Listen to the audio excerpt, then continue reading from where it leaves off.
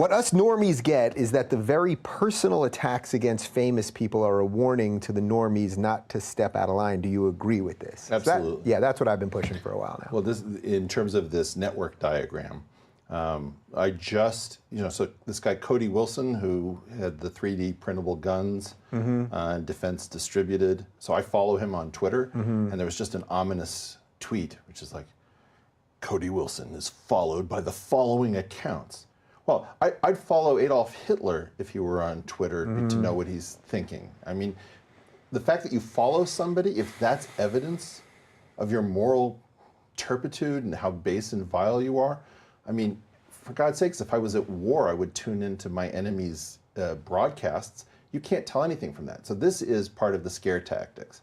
And I think that those of us who are trying to be the advance guard and have to make fun of this. Yeah. So yes, they are trying to scare you that if you listen to these people, you will be radicalized, you will be unemployable, and let us take the first few steps and make fun of this, and then it would be great if you followed in behind and made fun of us, not us, but well, they can make fun of us. That's fine. yeah, they certainly do. But yeah.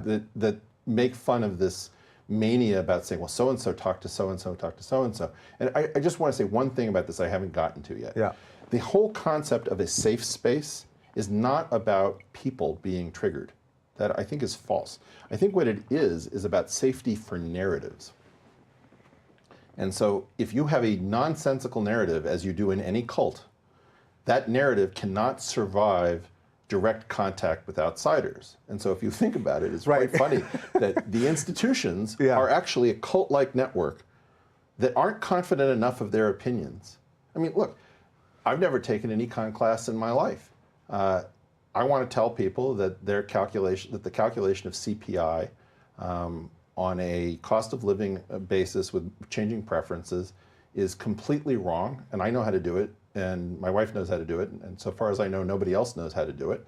And if you want to come at me and say that that's nonsense and this is the ravings of an amateur, name the time and the place. I'll show up at any econ department and make that argument.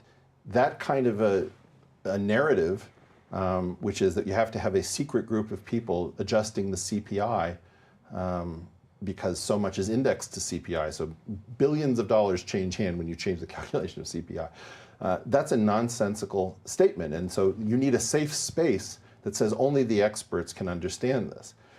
That's the same thing that we're seeing with so many of our positions, which is that people imagine that the safe space is about not wanting to hurt people's feelings. No, no, no. It's about not wanting these nonsensical narratives to come into contact with intelligent critics. And I think that people have to understand that you're being warned away from PhDs, from other alternative intellectuals who have a lot to say, like Noam Chomsky, because the narratives are being protected.